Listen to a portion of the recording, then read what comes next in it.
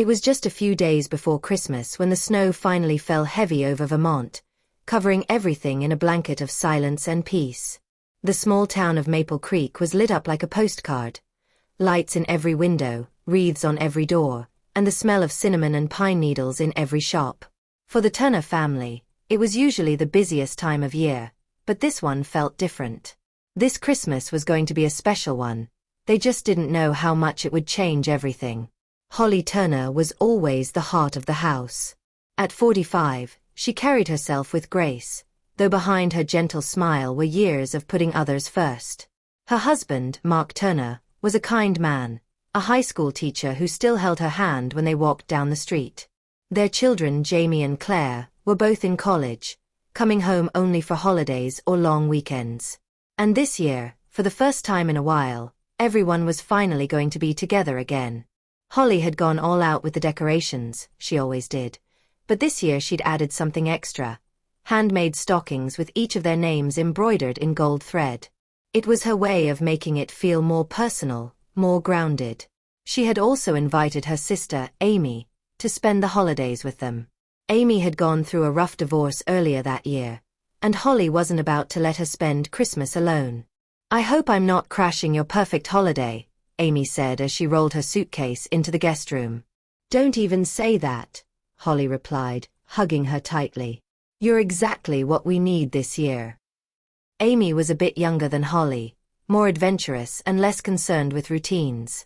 She had always been the fun aunt to Jamie and Claire, and they were excited to have her around.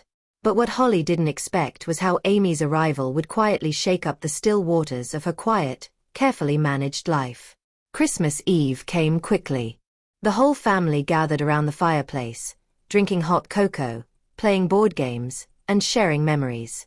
Mark had picked out a movie, one of those old classics that everyone had seen 100 times but still enjoyed. Amy sat close to the fire, laughing, relaxed in her red flannel pajamas, and telling stories from her travels. Jamie, who had just turned 22, couldn't stop glancing at Amy. At first, it seemed like innocent admiration. After all, Amy was fun, lively, and beautiful in that effortless way. But Holly began to notice something different in Jamie's eyes. Something more than just familiarity. On Christmas morning, snow was falling gently outside the frosted windows. Holly woke early, slipping downstairs to prepare the cinnamon rolls her family loved. The tree was glowing, and the house was quiet. Perfect. She had just pulled the first tray from the oven when she heard soft voices coming from the living room. She didn't mean to eavesdrop, but the conversation stopped her in her tracks. "I know this is wrong," Jamie said, his voice low. "But I can't help the way I feel when I'm around you." "Jamie," Amy whispered. "You're my nephew. This can't happen." Holly froze, the tray trembling in her hands. Her breath caught in her throat. "I'm not a kid anymore," Jamie said. "And you're not just my aunt by blood. You're Amy. You've always seen me differently, haven't you?" There was silence. "I should go," Amy said finally. "Before this goes any further." The clatter of the tray startled them. Jamie turned sharply, seeing his mother standing in the doorway, eyes wide, lips parted in shock. Amy rose slowly, her face pale. "I can explain," she said quickly, walking toward Holly. "Nothing happened. He's confused. We were just talking." Holly raised a hand. "I don't want to hear it right now." She turned and walked upstairs. The rest of the day passed in a strange, hollow quiet. The presents were opened, the dinner was served, but no one spoke much. Amy stayed out of sight, and Jamie kept his head down. Claire, sensing the tension but not knowing the cause, tried to lighten the mood, but the magic of Christmas had clearly vanished.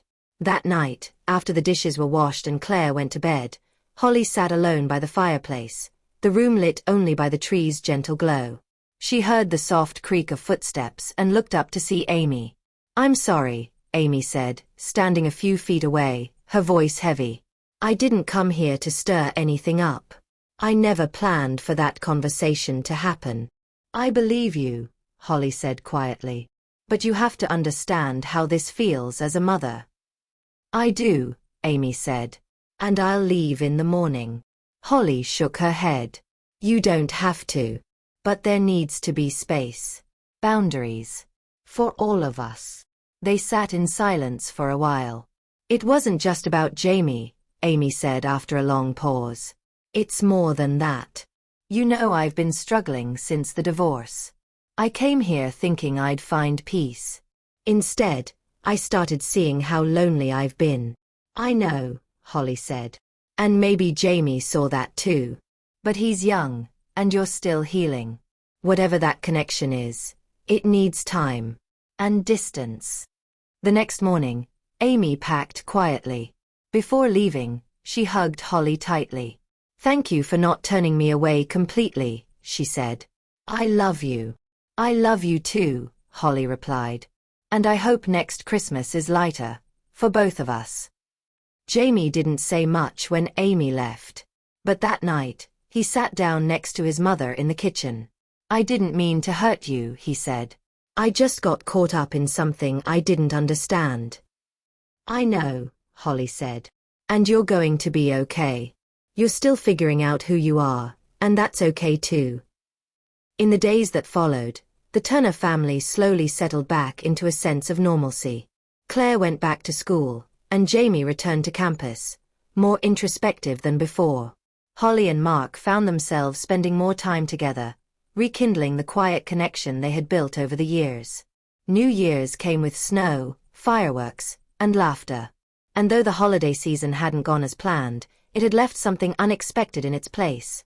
A deeper understanding, not just of love and family, but of the messy, complicated beauty of being human.